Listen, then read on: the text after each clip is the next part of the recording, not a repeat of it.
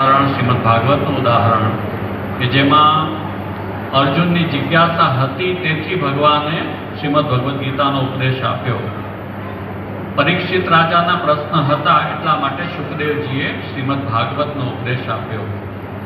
એના દ્વારા આપણને એ બોધ આપ્યો કે આપણી સનાતન ધર્મની શાસ્ત્ર પરંપરા, ધર્મ સાધના પરંપરામાં કોઈ પણ સાધક, કોઈ પણ શિષ્ય ત્યારે જ અધિકારી બને કે જ્યારે એની અંદર કંઈક જાણવાની, કંઈક કરવાની તત્પરતા હોય. માત્ર કોઈક રૂઢિ કે પરંપરામાં દીક્ષિત થઈ જવું, એને આપણે ત્યાં ક્યારે પણ ધાર્મિકતા નથી માનવામાં આવી. આજે આપણે પ્રાયઃ આપણી ધાર્મિકતાને એ રીતે પરિભાષિત કરીએ છીએ કે એ રીતે સમજીએ છીએ કે કોઈક એક પરંપરામાં જન્મ્યા અને ત્યાંની કોઈક વિધિઓ હોય એ અનુસાર આપણે દીક્ષા લઈ લઈએ. પણ આપણી શાસ્ત્ર પરંપરા જુઓ, આપણી વૈષ્ણવી પરંપરા જુઓ, ત્યાં પણ સ્પષ્ટ વાત આપણને જાણવા મળે કે શ્રી વલ્લભના જેટલા પણ અનુયાયીઓ હતા, એમના એવી તત્પરતા હતી કે આપ અમને ઉપદેશ આપો, આપ અમારું માર્ગદર્શન કરો, આપ અમને દિશા બતાવો, તે અનુસાર અમે અમારું જીવન જીવીશું. અને ત્યારે શ્રી વલ્લભે પોતાના સિદ્ધાંતોનો ઉપદેશ, એક વૈષ્ણવી પરંપરા, વૈષ્ણવી સિદ્ધાંતોને અનુકૂળ એમનું જીવન કઈ રીતે હોઈ શકે એનો બોધ એમને આપ્યો.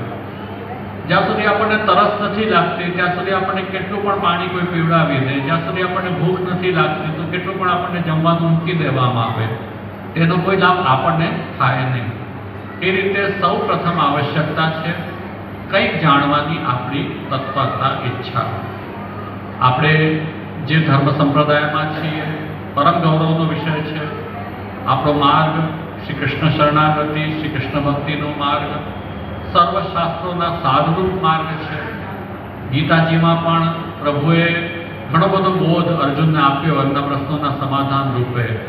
પણ ઉપસંહારમાં છેલ્લે પ્રભુ એમ કહે છે કે હવે હું તને સારનો પણ સાર કહું છું.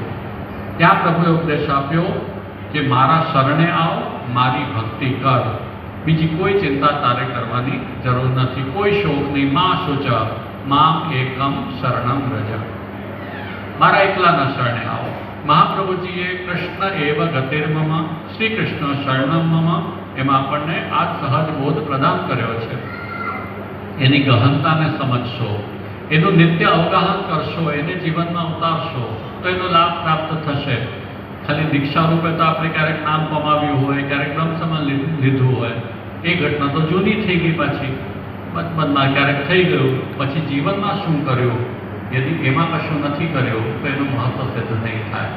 તો જાગૃતિ લાવીએ, પાઠશાલાનો પ્રયોગ